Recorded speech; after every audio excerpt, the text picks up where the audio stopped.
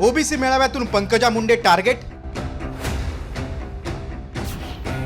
गोपीनाथ मुंडेंचा वारसा धनंजय मुंडेंना देण्याची भाषा. भुजबळांच्या डोक्यात नेमकं काय शिजतंय? लाखो लोक आशेनं बघतायत. गोपीनाथराव मुंडेंचे तुम्ही वारसदार, हे काम तुम्ही घ्या. ऐकलं, बीडच्या ओबीसी मेळाव्यात गोपीनाथ मुंडेंचा वारसा थेट धनंजय मुंडेंना देण्याची भाषा छगन भुजबळांनी केली आणि अनेकांच्या भुवया उंचावल्या. मेळाव्यातील स्टेजवरील बॅनरवरून पंकजा मुंडेंचा फोटोही वगळण्यात आला. दुसरीकडे ओबीसी मेळाव्यापासून दूर राहिलेल्या पंकजा मुंडे यांना धक्का देणारं विधान भुजबळांनी केलंय. मी धनंजयला म्हणालो, अरे बाकीचं तर काम मी तुला देऊ शकत नाही, पण हे गोरगरीब लाखो लोक आशेनं बघतायत. गोपीनाथराव मुंडेंचे तुम्ही वारसदार, हे काम तुम्ही घ्या. हे काम मोठं आहे रे. या खुर्च्या ज्या आहेत ना, मंत्रिपदाच्या आणि आमदारकीच्या वळवावरचं पाणी आहे. इतकंच काय तर भुजबळांनी प्रोटोकॉल मोडून थेट मेळाव्याच्या सुरुवातीलाच शायरी म्हणत गैरहजर राहणाऱ्या ओबीसी नेत्यांनाही अप्रत्यक्ष टोला लगावला. अनेकांचे आमचे जे आहेत लोक, हे आमच्यावर नाराज होतात. आम्हाला बोलवलं नाही, अमुक नाही, तमुक नाही. काही लोक म्हणतात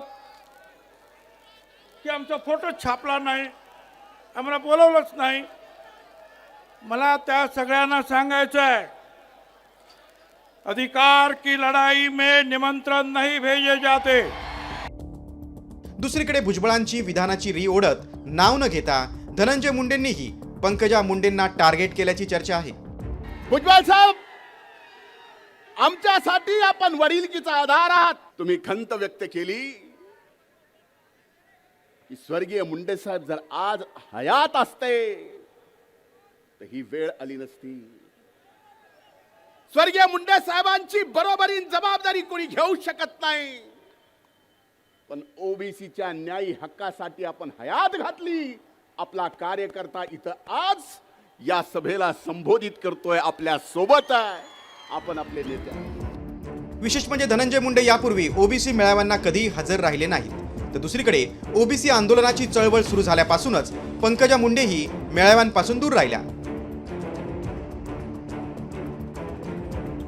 बीडमध्ये मेळावा असूनही मंत्री पंकजा मुंडेंनी मेळाव्याला दांडी मारली, तर याच मेळाव्याला धनंजय मुंडे यांनी आवर्जून हजेरी लावली आणि याचमुळे आता ओबीसीचं नेतृत्व धनंजय मुंडे यांच्याकडे देण्याचं सुतोवाच छगन भुजबळ यांनी का केलं आणि यामधनं पंकजा मुंडे यांना साईडलाईन करण्याचा डाव आखला जातोय का, अशी चर्चा राजकीय वर्तुळातून होताना पाहायला मिळते. साम टीव्हीसाठी योगेश काशीद, बीड.